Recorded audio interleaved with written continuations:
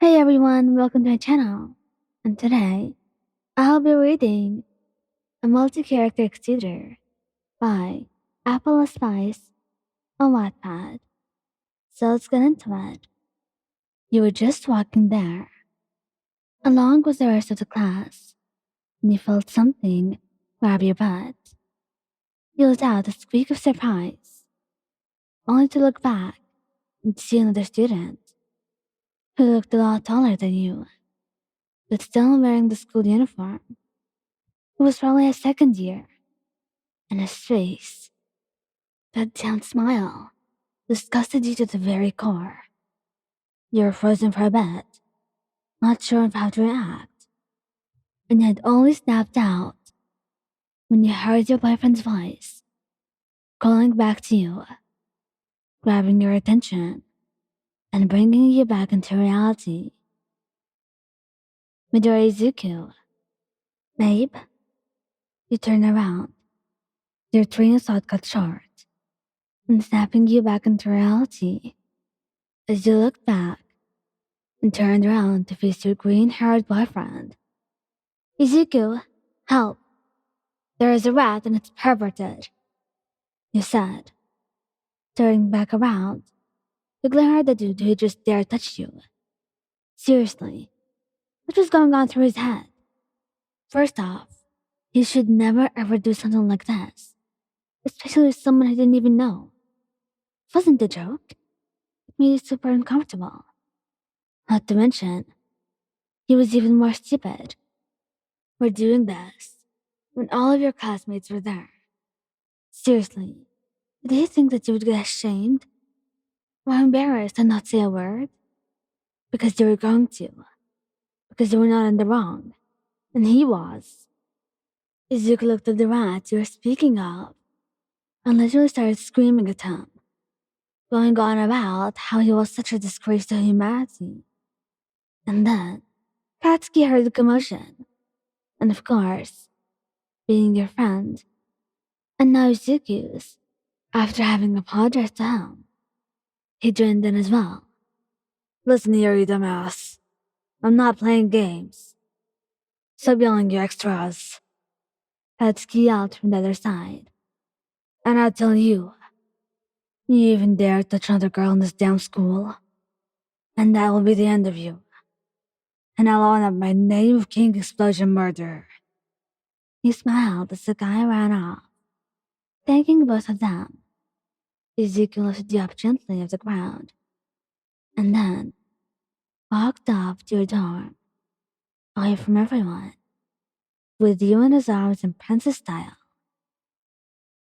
Bakugo Katsuki, now Bakugo, was 10 times as protective as a normal boyfriend, and he would not stand for the shit. Not at all. And by protective, I didn't mean the annoyingly strict boyfriend, or to suffocating degree, but he would be extremely upset with someone if they even dared hurt you or bother you. He would wish to see the light of day again. Afterward, because Katsuki was the furthest thing from merciful, especially when it came to his girlfriend. And right now, this guy was stepping on that line that Katsuki had drawn 100 times over. During the first weeks of your relationship, you could see you were uncomfortable, that something was going on, and that you needed to intervene. And when you turned around his calls, you mumbled what happened into his ear, was hushed, and suddenly, his expression went from concern to pure rage. You could see fire in his eyes, and perhaps you're even worried for the guy in front of you, even if it were for a second. And even more, you were worried about Katsuki getting in trouble for killing him. But thankfully it didn't have to happen, as Katsuki ran after the guy, and the guy ran off as fast as he could, as if his life had depended on it. And perhaps, right now, after what he had done to you, maybe it did, but he wouldn't know. Not like he wanted to anyway. Todoroki showed up. There was something wrong. What's going on? He asked as he walked over to you. Upon hearing you squeak, he usually didn't let out that sound, unless you were really surprised with something, or whenever he gave you a surprise kiss. And just the thought of someone else doing that enraged him, and he knew they wouldn't dare. Not really. So when he walked towards you, he made sure to put an arm around your waist, glaring at the guy as you wrapped your arms around him, visibly uncomfortable.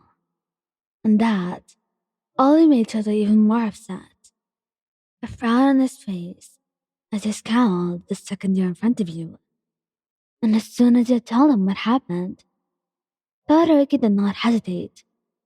He froze the guy in his place, glaring, and began explaining to him that you'd slowly die by freezing, while the guy paled, as white as a sheet of paper in front of you. He looked like he was going to pass out, while Shoto protectively hugged you close. Don't you even dare touch her again, or anyone else like that. I'll make sure to end you myself. Got it? The only reason I'm not doing it right now is because I want to be a hero, and you're some worthless scum that I won't let tarnish my reputation. The guy nodded quickly, barely even listening, because he was terrified for his life. Began Todoroki let him go, as he sobbed and cried.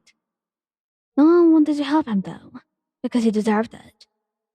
Mina no Chaka encouraged Todoroki to leave him be, but eventually, after he hugged you and kissed your cheek, telling you that you were safe, he let the student go, and it didn't take him seconds to be out of your sight, running off and away from the scene.